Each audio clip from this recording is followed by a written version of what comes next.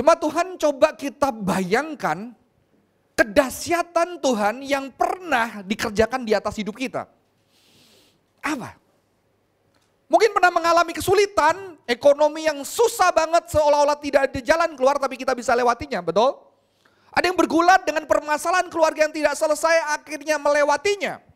Saya percaya banyak orang di tempat ini sudah mengalami kedahsyatan Tuhan. Mengalami Tuhan yang penuh dengan kuasa di dalam kehidupannya, amin? Dikit doang, amin? Saudara-saudara, saya jadi ingat kedahsyatan Tuhan apa yang saya alami dalam hidup saya. Saudara, beberapa tahun sudah lama ya, sekarang saya 45 tahun, dulu masih sekitar 20-an. Pertama kali saya percaya, saya beribadah di GBI Betani, Surabaya. Waktu itu nginden, saudara. Sebelum ada nginden, Manyar, saya beribadah di sana. Saya aktif family altar waktu itu. Dan saudara, waktu itu susah banget hidup saya karena memang harusnya tidak bisa sekolah. Jadi saya harus sekolah, kuliah di universitas yang tidak begitu bagus, tapi saya harus bekerja.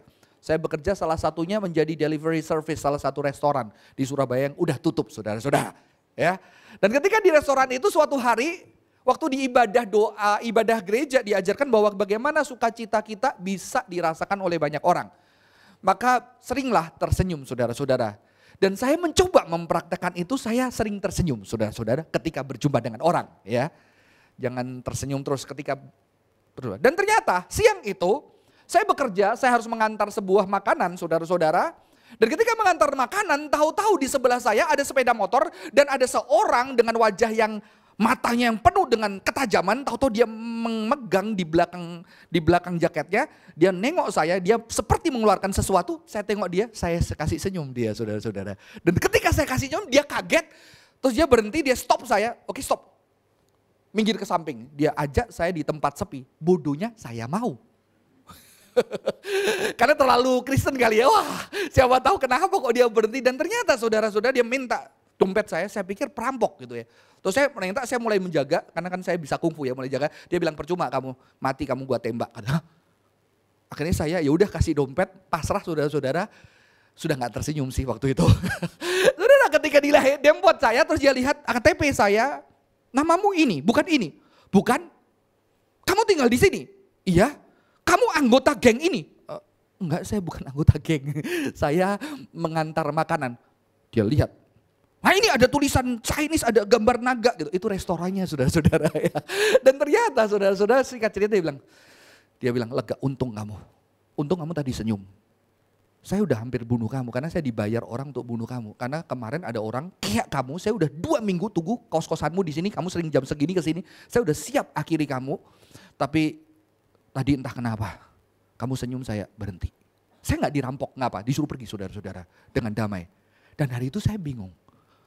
Tuhan saya, ya, bahkan ketika saya tidak minta perlindungan, ketika saya tidak berdoa, Tuhan jagai aku dari segala pembunuh bayaran. Dan nggak pernah ada dalam doa saya, Tuhan lindungi aku dari pembunuh bayaran. Karena siapa yang membunuh saya? Duit kagak ada, musuh kagak ada saudara-saudara.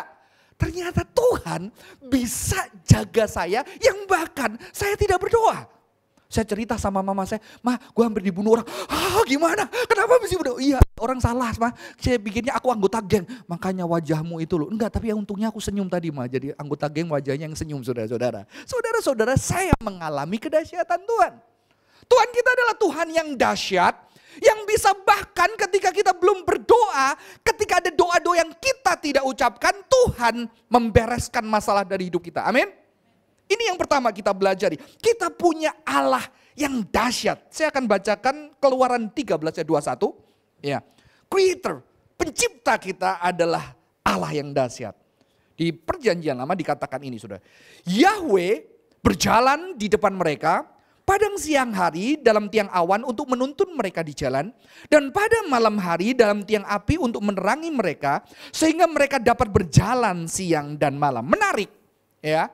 Kalau kita membaca Alkitab kita ada tulisan Tuhan, huruf besar, itu adalah terjemahan dari Yahweh. Kalau bahasa mandirinya Yehovah, kalau bahasa Inggrisnya Jehovah, saudara-saudara. Kalau Israel, Yahweh. Tapi Israel nggak mau baca Yahweh, dia bacanya Adonai. Adonai itu Tuhan, Lord atau Tuhan. Kita ikut terjemahan daripada orang-orang Israel. Saudara, ini penting, mengapa? Karena ternyata ketika Tuhan menyatakan dirinya, Tuhan selalu menggunakan nama Yahweh. Ya. Dan saudara kan tahu bahwa Yesus itu adalah dari kata nama Yahshua, Yeshua, Yahshua, Yahweh, Shua. Shua itu menyelamatkan. Tapi tidak ada kaitannya dengan Misua, saudara-saudara ya. Mi selamat enggak? Yahshua.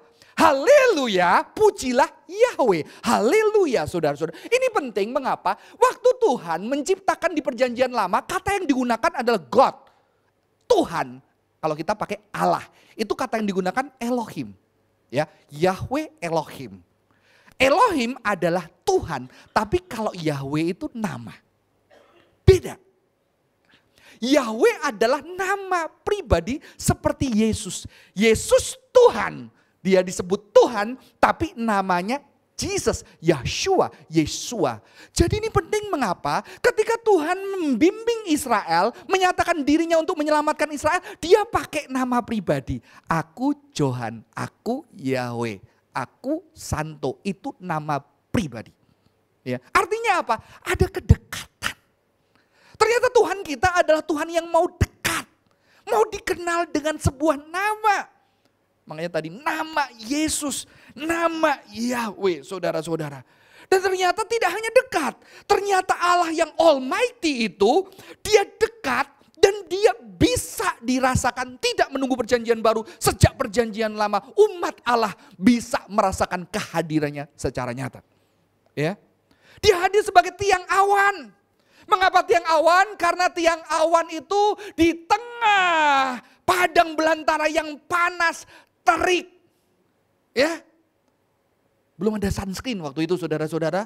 Jadi pasti flex semua para ibu, kasihan pada zaman itu. Tapi Tuhan baik, memperdulikan kecantikan Israel sehingga kamu tidak akan ada flek. Karena apa? Ada tiang awan yang akan melindungi kamu dari panas sehingga kau bisa berjalan lama di dalam perjalananmu. Tuhan tidak hanya menyertakan malaikat, tapi Tuhan hadir sebagai tiang awan yang melindungi Israel dari panas terik.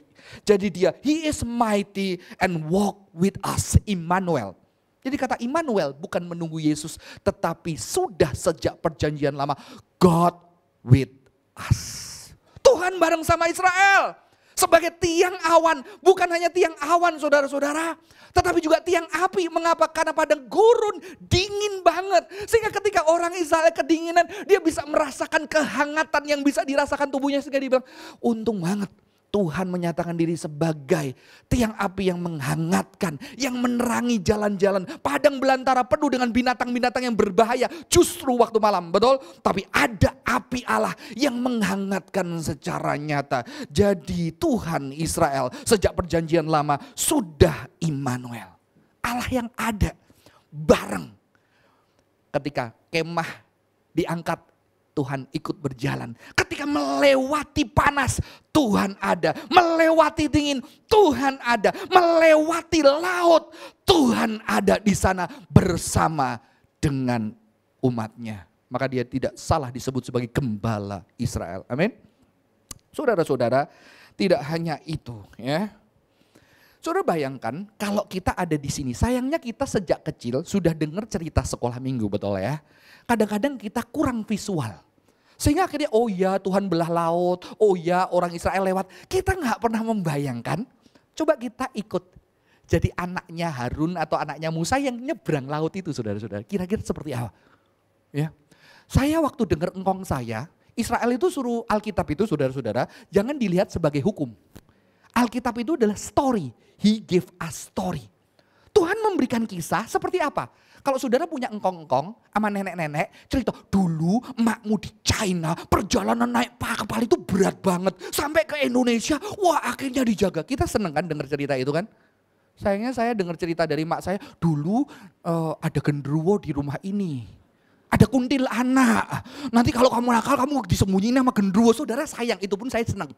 Tapi Israel dari kecil disuruh nulis, diceritain. Kamu ingat engkongmu dulu, wah dikejar-kejar Firaun. Dan ketika dikejar Firaun, wah kita ketakutan, kita panik karena depannya laut. Tahu-tahu engkong lewat laut itu, wah luar biasa. Wah, saudara pasti seru nggak? Sehingga anak-anak Israel lihat, wah luar biasa. Luar biasa Tuhanku, Tuhannya engkongku. Saya tuh kagum sama engkong saya. Engkong saya tuh dari Santung China, saudara, ahli kungfu. Ya. Waktu kecil saya paling ingat.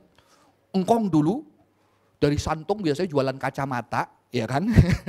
Kalau dari China jualan kacamata, jualan arloji, wah, dipremanin sama orang-orang di Indonesia. Engkong pakai tongkat hajar orang 9, kayaknya bangga banget. Bayangkan orang Israel lihat ini dan mengalami ini. Kedahsyatan Allah yang disaksikan dengan matanya. Dikatakan Alkitab, sepanjang malam Yahweh menguakkan air laut dengan perantaraan angin timur yang keras. Membuat laut itu menjadi tanah kering. Demikian akhir itu terbelah. Lalu orang Israel berjalan di tempat kering di tengah-tengah laut. Sedangkan air itu menjadi tembok di kiri dan kanan mereka. Saudara bayangkan kalau kita lewat itu. Nggak bisa bayangin ya. Kalau diving bisa bayangin saudara-saudara. Indah, tapi dibayangin set, jalan, nggak perlu diving, nggak perlu tahan nafas, lihat ikan-ikan di samping saudara-saudara. Sesuatu yang indah banget. Ya. Beberapa ahli yang modern nggak mau percaya. Oh itu kebetulan, bukan mujizat nggak ada. Kan orang-orang zaman kuno menceritakan ini mujizat karena ilmu pengetahuan belum berkembang. Sebetulnya itu Musa itu jago. Karena Musa sudah di padang belantara, sudah tahu alam, sudah bertahun-tahun. Makanya Musa itu tahu laut itu ada bagian yang kering, betul kan? Nggak mujizat, Musa pinter, dilewatin tuh bagian kering yang cuma selutut. Makanya dia bisa ngelewati laut itu gitu ya. Lalu ada anak kecil yang dengar pendeta itu bilang, puji Tuhan, haleluya. Tuhan menenggelamkan Mesir dengan air setinggi lutut gitu saudara-saudara ya. Bisa nggak orang tenggelam karena setinggi lutut? Bisa nggak? Bisa. Saya dulu pikir nggak bisa. Teman saya itu punya trauma dengan air. Dan kita nggak tahu. Dia tahu sih nggak bisa renang, makanya kita waktu acara tertentu kita lemparkan di kolamnya anak saudara-saudara. Waktu kita lemparkan di kolam anak tenggelam dia saudara-saudara, kan dia pikir kolamnya dalam. Ya, jadi saya bilang, kok tenggelam? Saya angkat, ini pendek. Oh pendek ya, jadi nggak jadi tenggelam saudara-saudara. Saudara bisa. Tapi ini mujizat ngomong apa? Mujizat terjadi.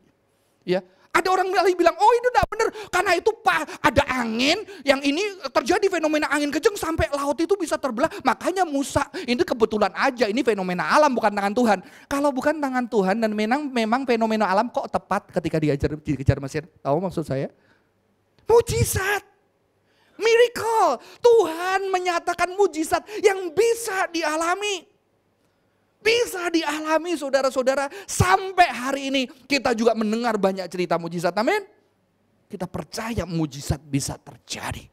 Ya, mujizat Tuhan luar biasa. Karena Alkitab, firman Tuhan menyatakan mujizat itu. Ya, saya banyak menjumpai mujizat, bahkan pernah dengar cerita dari dosen saudara. Dosen saya bukan dosen orang karismatik, dosen orang reform. Cerita apa? Ternyata ada jemaatnya yang udah kandungannya diangkat.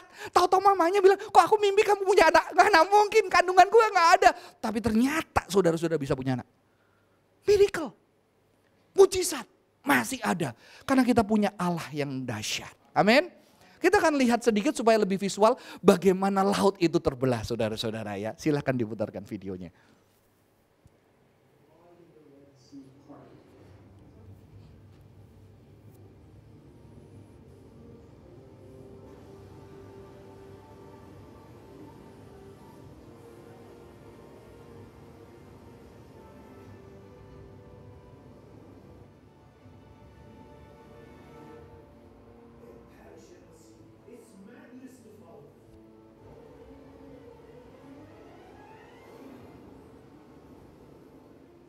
So the children of Israel went into the midst of the sea in the dry land, and the waters were a wall to them on their right and on their left.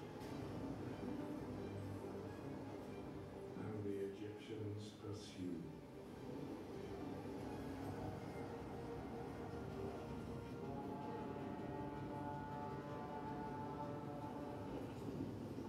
At daybreak, the sea went back to its place. The water flowed back and covered the chariots and horsemen.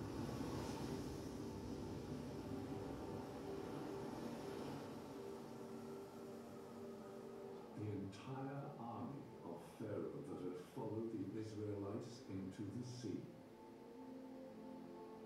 not one of them survived.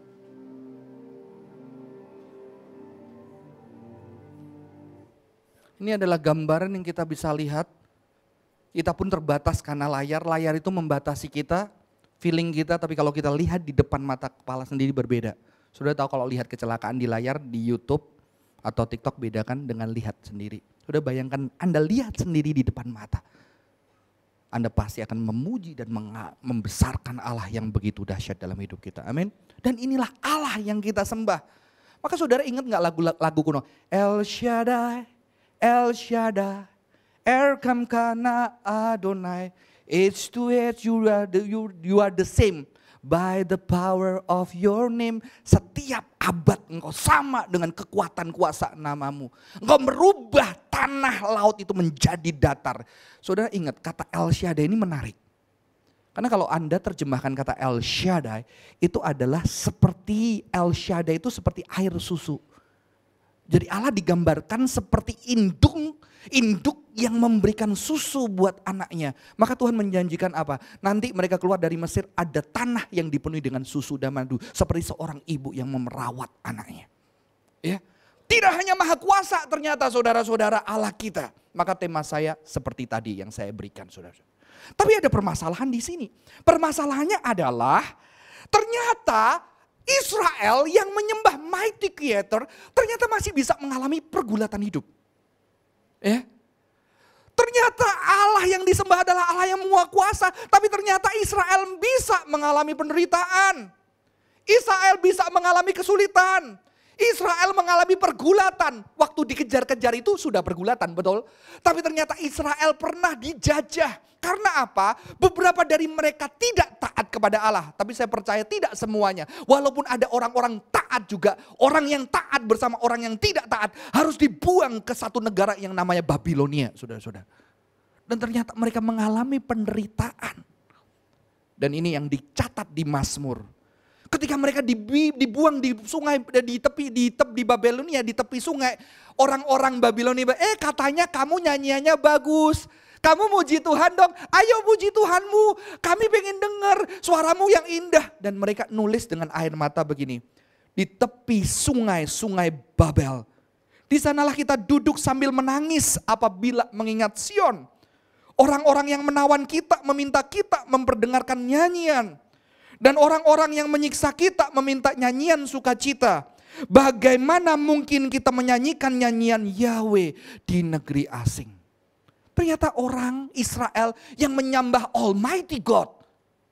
Ada pergulatan hidup. Ada yang karena kesalahan, ada yang tidak. Ya, kalau kita mengalami pergulatan hidup ada karena kebebalan kita, saudara-saudara. Tapi kadang-kadang kebebalan suami kita, kebebalan orang tua kita juga bisa mengalami kesulitan. Betul? Tapi di sini apa ya maksudnya saudara-saudara? Saudara-saudara, memang kita punya Allah yang perkasa. Tapi pertanyaannya, apakah semua masalah kita yang berat dibereskan Tuhan? Semua masalah kita dibereskan Tuhan enggak? Semua doa kita meminta kelepasan dilepaskan enggak? Ada enggak doa-doa yang tidak terjawab? Ada. Bahkan mungkin kita menghadapi sebuah kesulitan yang akhirnya jawaban Tuhan tidak seperti yang kita mau. Pertanyaan saya, kalau doa kita tidak terjawab, Tuhan tetap maha kuasa enggak? Amin. Itu yang paling penting. Tuhan tetap maha kuasa. Karena kemahakuasaan Tuhan bukan berdasarkan doa-doa kita yang terjawab ataupun tidak.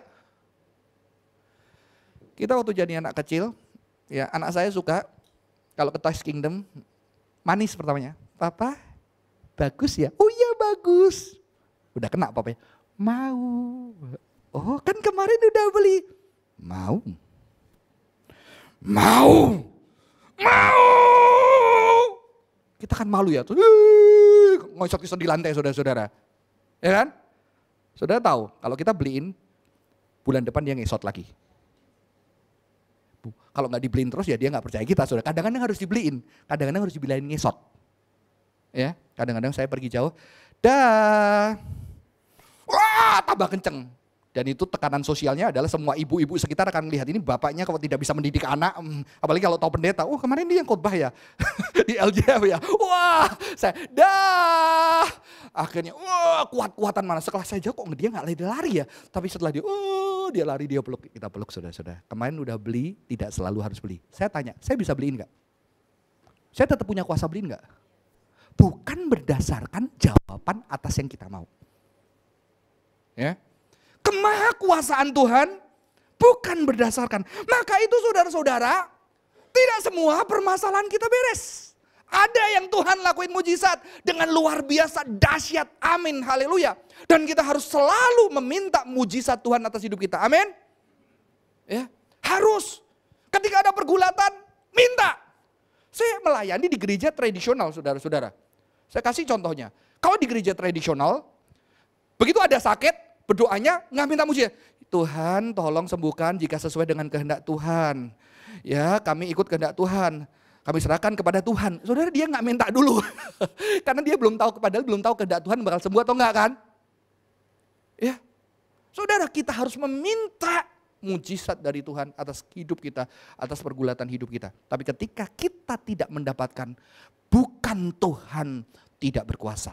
Itu kuncinya. Kita akan masuk ke karakter kedua. Nanti setelah ini saya akan jawab bagaimana berhadapan dengan doa-doa yang tidak terjawab.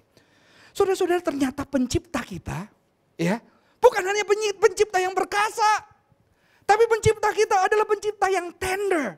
Tender itu lemah lembut, ya, penuh dengan kasih sayang.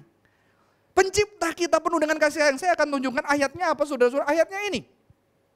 Kemudian Tuhan Allah membentuk manusia dari debu tanah dan menghembuskan nafas hidup ke dalam hidungnya. Demikianlah manusia itu menjadi makhluk hidup. Saudara-saudara, ketika penciptaan, Tuhan tinggal nyiptain anjing jadi, terang jadi, gelap jadi, binatang jadi, laut jadi, air jadi, bintang jadi. Hanya dengan perkataannya. Bisa nggak Tuhan menciptakan manusia? Manusia jadi, bisa nggak? Tapi Tuhan memilih jalan itu nggak? No. Ternyata Tuhan ketika menciptakan manusia, ternyata Tuhan membentuk. Ada proses. Kalau membentuk digambarkan dengan ada sentuhan tangan Tuhan di sana. Beberapa ahli mengatakan ini seperti penjunan yang sedang membentuk masterpiece karya seni yang indah dengan sentuhan yang berhati-hati dan lembut. Amin. Saudara-saudara, artinya apa? Dia harus sangat lembut, sangat berhati-hati, sangat menjaga. Karena manusia, saudara dan saya adalah karya yang dibentuk dengan tangan Tuhan. Ya, Tuhan seperti penjunan yang membentuk kita dari tanah, lihat. Dan di situ dikatakan apa? Saudara boleh kalau di sini ada bapak-bapak yang saya baru kenal, ya. Tahu-tahu saya datang, Om, saya belai kepalanya. Kira-kira digampar sama istrinya nggak, saudara-saudara? Halo Om, terus saya pegang pipinya gitu ya. Besok nggak diundang lagi. Udah, Pak Johan nggak boleh ada di LGM lagi, bahaya, bahaya. Kenapa? Kenapa kok nggak boleh? Kenapa? Kalau Anda punya anak perempuan, terus saya, halo cantik sekali, saya digampar sama bapaknya nggak? Kenapa? Karena itu anak gue, bukan lo. Dan anak gue jaga, gue rawat. Tapi kalau Anda membelai anak Anda sendiri, nggak apa-apa kan? Seneng kan? Anaknya kan? Kecuali udah remaja. Biasanya kalau remaja nggak mau disentuh bapaknya atau nggak mau dicium. Makanya cium sebelum jadi dia remaja. Ya nanti kalau remaja maunya sama yang lain, saudara-saudara ya. Bukan sama bapak. Makanya bapak-bapak sejak kecil beluk, cium. Karena nanti udah remaja dia nggak butuh lagi ya. Karena baik Pak, jangan peluk-peluk aku di depan umum. Malu Pak, malu ya. Gua sudah dewasa, saudara-saudara. Apalagi kalau lawan jenis ya. Saudara-saudara, karena sentuhan itu lambang keintiman, betul? Saya bilang dokter-dokter kecantikan itu luar biasa. Kalau Anda dipercayakan untuk nyentuh-nyentuh wajah orang, mereka percayakan semua ceritanya di hidup Anda, betul? Anda akan nyaman, biasa, disentuh. Saudara, Tuhan menciptakan dengan sentuhan yang lembut. Bukan hanya itu, kalau bapak-bapak di sini tahu-tahu saya di telinganya tuh saya serem, betul kan? Opsi gitu ya. Kita kalau ngomong sama orang di dekat muka kita aja, kita gini, benar kenapa? Tapi kalau itu kekasih kita, istri kita, I love you. Wah, seneng gak? Karena ketika Tuhan menciptakan manusia, Tuhan itu menciptakan dengan intimasi, kedekatan dan sentuhan. Maka tidak heran ketika anak kita lahir. Anak kita lahir, jari-jarinya sangat lembut, badannya sangat lembut, rentan. Karena apa? Begitu dia lahir, dia mau kita jaga, kita rawat dengan sentuhan yang gentle, betul? Gentle, gak mungkin, hei anak gua.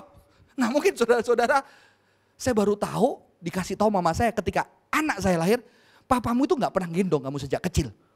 Ya ampun Pak, gimana lu gak pernah gendong anakmu? Terus saya tanya alasan, kenapa sih Pak? Takut, kenapa? Itu kan kepalanya goyang-goyang ya, takut waktu aku gendong kepalamu lepas. Jadi saking dianya tidak percaya sama dirinya, dia gak mau gendong saya. Buktinya, ayo ini cucu mau gendong. Dia getar tangannya saudara-saudara. Jadi ternyata dia merasa dirinya gak lembut, dia gak berani gendong saudara-saudara ya. Karena apa? Itu perlu kelembutan. Maka anak kita diciptakan untuk dicintai, mencintai, didekap. Itulah manusia. Maka Tuhan sayang sama manusia. Dan bukan kebetulan. Tuhan Israel yang perkasa, yang bisa belah laut, yang bisa berperang ke depan, yang bisa mendatangkan api dari langit. Makanya murid-murid Yesus bilang, ini orang bangsa kurang ajar ya Tuhan, Yesus doain aja supaya api turun dari langit bakar. Bisa. Elia ya turun dari langit bakar, bisa, perkasa. Tapi ternyata Tuhan juga Allah yang lemah lembut, tender. Ya. Dan sesuatu yang unik, di dalam Alkitab, Yahweh atau Tuhan digambarkan seperti Bapa. Orang Yahudi kalau belajar abjad, kayak kita kalau kita A, B, C, D, E, F, G. Kalau sekolah internasional, A, B, C, D, E, F, G. Kalau sekolah teologi, Alef, Bet, Gimel, Dalet, He. Kalau Arab, Alif, Lamin, ya itu saudara-saudara, itu abjad. Saudara, orang Yahudi belajar abjad, anak kecil ketika mulai A, B, C, dia akan menyebutkan kata Alef, Bet, A, B. Artinya orang Yahudi percaya sejak anak kita belajar baca, kata yang disebutkan adalah Father, Bapa yang di surga. Abba. Di Indonesia jadi Abah. Dikembangkan jadi Babe. Ya. Abba, Abah, Papa. Saudara-saudara, di dalam mulut mereka sudah digambarkan Tuhan mereka seperti Bapa. Makanya lagu-lagu menyentuh, kaulah Bapakku yang baik. Maaf pales saudara-saudara ya. Saudara-saudara, ternyata bukan hanya mighty and Immanuel, tetapi juga Tuhan kita adalah tender.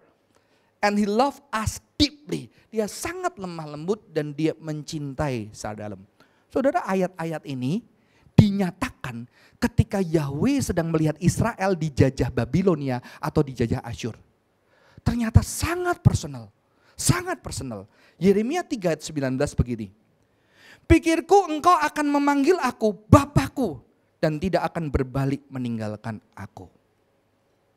Ya. Saudara, Tuhan menggambarkan papa yang pengen. Anaknya bilang, Papa. Papa.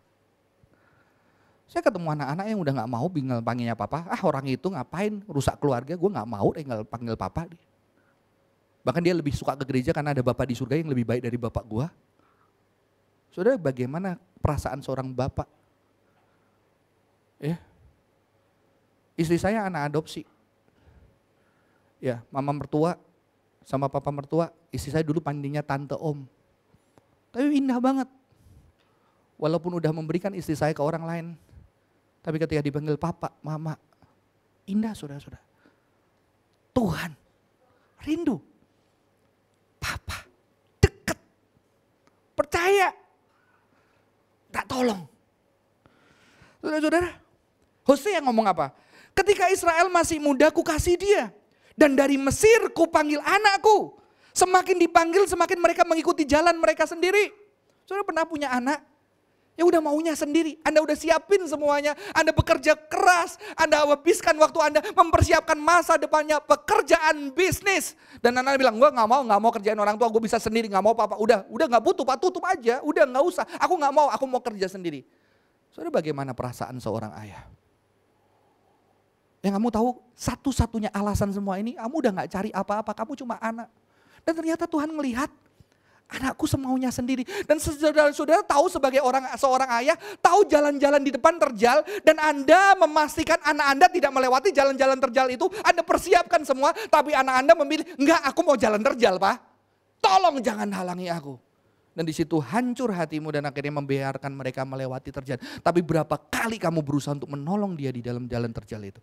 Itu adalah Allah kita. Allah kita perkasa. Tapi dia juga tidak memaksakan perkasaannya. Karena dia menanti anak-anaknya mendekat, mencari dia, memanggilnya Bapa, mencari hati Tuhan. hati papanya yang sayang banget. Kadang-kadang anak terbatas nggak bisa lihat ke hati papa, betul nggak? Nggak bisa. Biasanya kalau anak jadi papa baru belajar, oh ternyata dulu papaku kayak gini, aku kayak gini ya. Baru kalau jadi papa baru lebih baik anaknya. Saya juga begitu saudara-saudara. Ya, setelah jadi papa baru belajar, oh gini saudara-saudara. Saudara-saudara, inilah Alkitab, ada ayat lagi yang sangat menyentuh, saya akan bacakan. Bukan Efraim anak kesayanganku, bukankah dia anak kesukaanku. Tuhan bilang apa? Israel anak kesayanganku, anak yang aku favoritin. Aku selalu teringat kepadanya sebab hatiku bergetar karena dia. Tidak dapat tidak, aku akan menyayanginya. Demikianlah firman Tuhan. Jadi walaupun Israel udah berontak, Israel memilih jalan sendiri, Tuhan bilang apa? Aku papa, aku getar kalau ingat dia. Karena hatiku sayangku gak pernah hilang sama Israel. Ini Allah kita. Maka tidak heran Tuhan menggambarkan dirinya sebagai Bapa yang baik. Bukan hanya Allah yang berkasa, Bapa yang baik. Tahu perumpamaan anak sulung dan anak bungsu? Tahu? Yang hilang anak apa saudara? Anak bungsu, karena anak bungsu minta warisan. Bapaknya belum mati, Pak minta warisan dihabisin. Jadi yang hilang anak bungsu. Anak sulung hilang enggak? Anak sulung menurut ahli sekarang juga hilang. Karena Yesus ketika memberikan perumpamaan itu mau ngeritik orang Yahudi. Yahudi di bait suci, Yahudi itu anak Tuhan tapi sudah kehilangan cinta Tuhan di rumah Tuhan. Sehingga begitu adiknya dapat pengampunan, kok disembelihin lembu? Papa lo gak pernah sembelihin lembuku.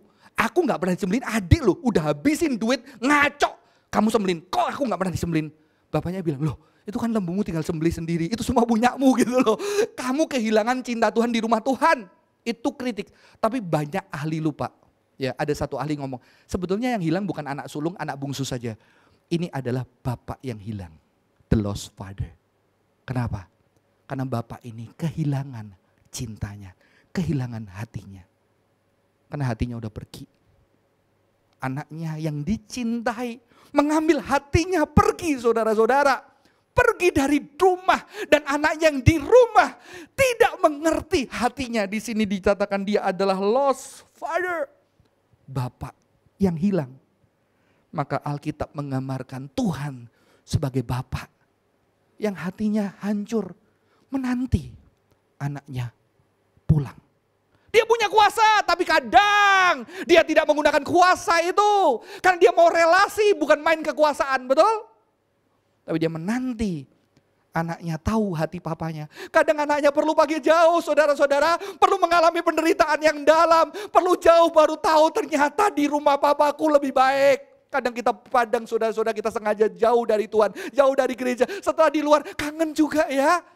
Dulu indah banget ibadah, nyanyi nyembah Tuhan. Ternyata di luar kosong. Di situ kita bisa pulang lagi ke rumah Tuhan saudara-saudara. Ya. Kadang-kadang kita di rumah Tuhan kehilangan hati Tuhan juga. Maka kita juga perlu tahu isi hatinya Tuhan apa saudara-saudara. Dan di sini hati ayah ini hilang. Maka tidak heran ketika anak ini pulang. Saya coba cari lukisan gambar yang bagus, saya ketemu ini saudara-saudara. Sudah saya menunggu yang ketika dipeluk. Tapi ada bagian yang baik di sini. The tender creature. Ketika ia masih jauh, anaknya telah melihat, ayahnya telah melihatnya. Lalu tergeraklah hatinya oleh belas kasihan. Ayahnya berlari menemui dia, lalu merangkul dan mencium dia. Ini adalah gambar Tuhan yang tender. Dia udah lihat. Bayangan saya papa ini nunggu. Kapan anakku pulang? Kapan dia datang? Maka ketika dari jauh, dia udah kenal padahal anaknya udah compang-camping, udah hancur, udah gak kelihatan. Berharga kayanya udah gak kelihatan. Dia lihat saudara-saudara bau. Karena kumpul terus sama babi saudara-saudara, makan makanan babi. Tapi begitu dia melihat, dia hatinya penuh dengan belas kasihan. Dia lari. Dan dia peluk anak itu.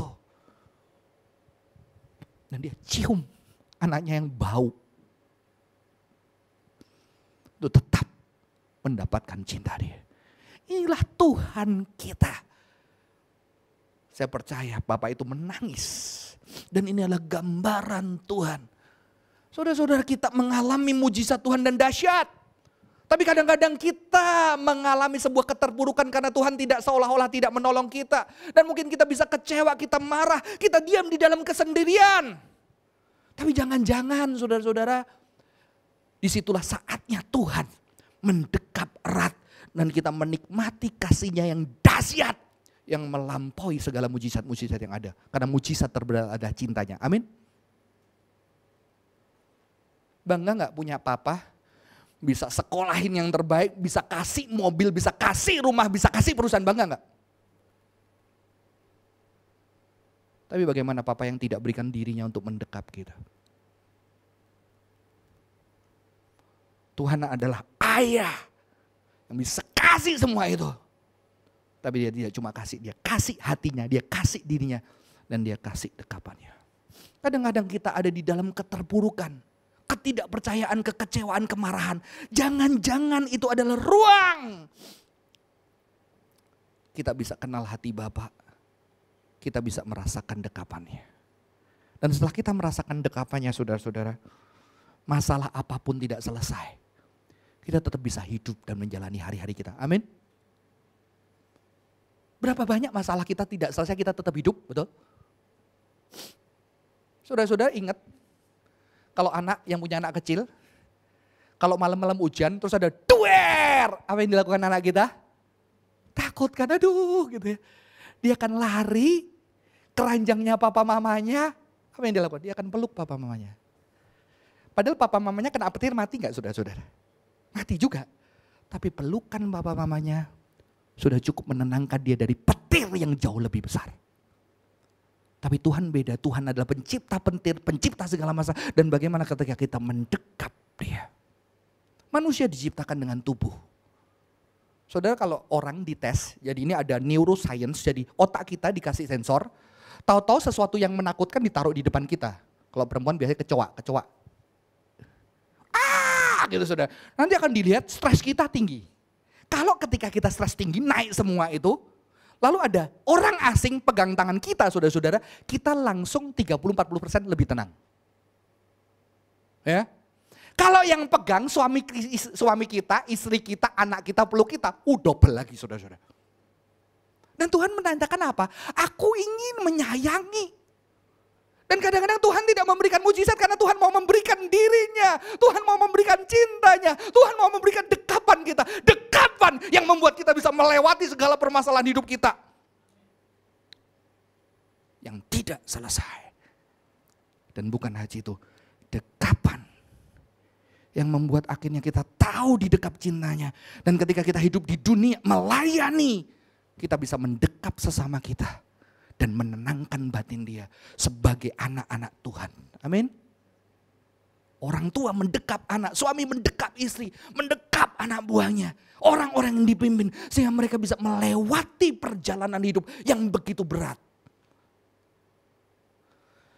Saudara, saya pernah kecewa habis sama Tuhan. Saya tadi sudah cerita. Saya dulu lama dipanggil jadi hamba Tuhan, gak mau. Ya. Maunya jadi bisnismen kaya, gue sumbang gereja, gue dukung pelayanan gereja. Pokoknya gue suka pelayanan, duit aja. Tapi Tuhan keras panggil. Nggak mau, akhirnya nggak bisa, nggak taat. Ketika taat, mau keluar juga dari sekolah kita. Enggak lah, jadi bisnismen aja. Tapi ternyata Tuhan cukupkan semua, saudara-saudara.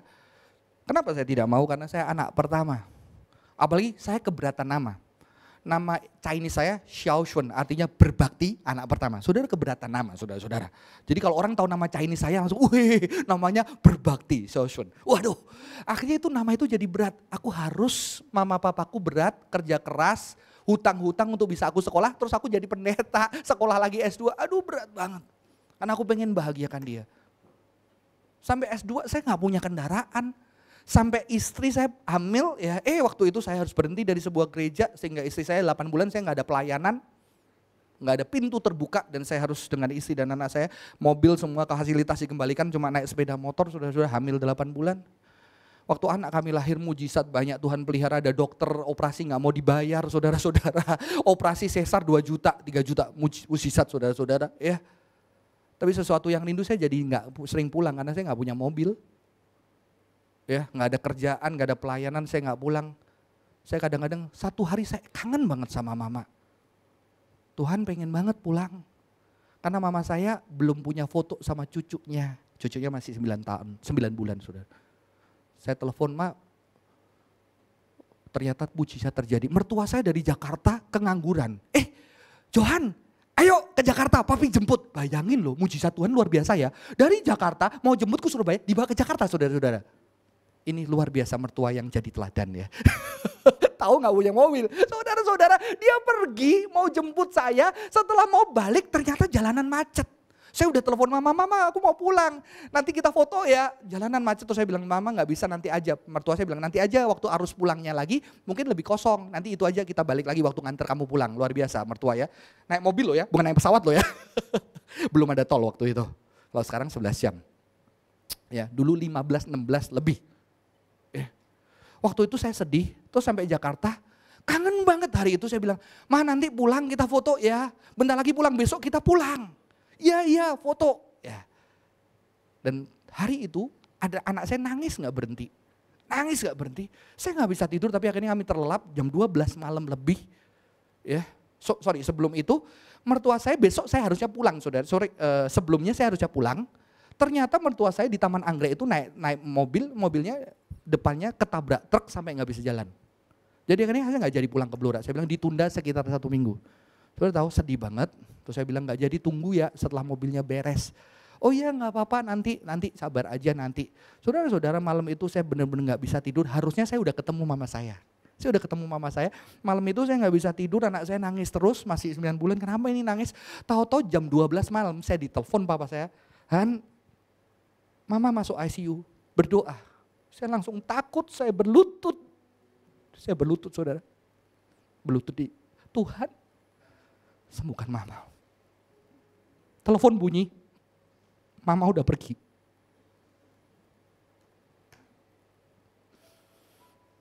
Saya bilang sama Tuhan, Tuhan aku pengen jaga mama yang kamu suruh hormati. Kamu ambil dia.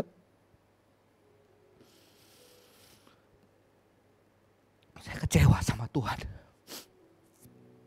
Tapi saya hamba Tuhan. Sejak itu saya hanya berdoa buat orang lain. Saya gak pernah berdoa untuk diri saya. 8 tahun. Karena saya percaya Tuhan bisa mujizat. Tuhan saya sama orang tapi Tuhan gak sayang aku. Setelah 8 tahun ada seorang hamba Tuhan, mentor. Kita perlu punya mentor. Perlu orang yang kita bisa tanya, pemimpin. Johan, pernah gak kamu bawa hatimu sama Tuhan? Kamu masuk ke gereja, tutup pintunya, matiin lampu, berlutut di depan. Ungkapkan segala isi hatimu sama Tuhan. Saya bilang saya belum. Dan hari itu setelah 8 tahun saya tutup pintu gereja, saya berlutut di depan mimbar. Saya tidak bisa berkata-kata, saya cuma menangis. Dan ada satu kata, Tuhan kenapa kau ambil hal yang paling berharga dari hidupku. Saya menangis seperti anak kecil. Saya nggak dapat jawaban Tuhan. Tapi saya rasakan ada kasih yang begitu besar yang mendekap saya erat. Saya merasakan Tuhan yang menangis bersama dengan saya. Dan itulah yang membuat saya sekarang saat mendengar orang-orang menderita, saya bisa mendekap dia, tidak khotbahin, mendekap dia supaya di dalam pergulatan yang paling dalam dia tetap bisa merasakan cinta Tuhan yang besar. Amin. Mungkin saudara-saudara tidak mengalami seluruh mujizat, tapi mungkin itu waktunya Anda mengalami mujizat terbesar Tuhan, yaitu cintanya Tuhan yang kau rasakan di dalam hidupmu. Cinta yang membuat engkau tidak mengalami mujizat, tidak apa-apa, engkau tetap setia melayani, engkau tetap beribadah, engkau tetap menyembah Dia. Dan sudahkah saudara mau membuka hati untuk cinta yang begitu besar? Cinta yang tidak hanya mendekap Anda, cinta yang akan memberi kekuatan Anda mendekap orang-orang lain yang sedang kecewa, yang sedang marah, yang sedang tidak merasakan Tuhan. Tapi dia bisa merasakan cinta anak Tuhan melalui tubuhnya. Saudara-saudara tetap harus minta mujizat enggak? Harus. Harus. Karena Tuhan kita maha kuasa. Tapi kadang-kadang Tuhan tidak kasih. Karena Tuhan mau kasih dirinya. Tuhan mau kasih hatinya. Gereja ini bilang cari hati Tuhan. Bukan mujizat Tuhan. Kerinduan Tuhan. Kerinduan Tuhan yang mendekat. Dan ada bersama-sama dengan kita. Bukan hanya di dalam kemenangan. Tapi di dalam pergulatan hidup yang paling dalam. Ada di sana. Tapi ada orang-orang saudara-saudara yang mau dapat cintanya, terus udah cinta-cintanya, nggak usah perang, nggak usah, ya udahlah, enak dicintai. Saudara-saudara, kadang-kadang Tuhan nggak mau peluk kita juga, karena Tuhan mau ajak kita berperang. Orang kata perang nggak mungkin pelukan kan saudara? Aku peluk, ayo kita perang. Enggak. Orang Israel ketika mengalami mujizat, dia harus berjalan melewati jalan terjal. Mungkin Tuhan tidak seperti memeluk dia, Tuhan berdiri di depan bersama dengan dia. Kadang-kadang kita melepaskan, Tuhan lepaskan dekapan kita untuk kita bisa maju mengalami mujizat dan menyatakan mujizat dahsyat. Tapi kadang-kadang Tuhan diam untuk kita enggak maju, untuk kita didekap dengan cintanya. Jadi saudara-saudara, akhir khotbah saya, berdoa meminta kedahsyatan yang boleh dinyatakan atas pergumulan kita. Tuhan yang bisa berperang, melakukan banyak mujizat dalam hidup kita. Tapi Tuhan yang bisa melakukan mujizat itu adalah Tuhan yang penuh kasih, amin. Dan kedua, ada kalanya kita cuma perlu diam, berserah, menyerahkan semua doa kita, dan membuka tangan kita untuk didekap dengan cintanya yang besar. Untuk didekap dengan cintanya.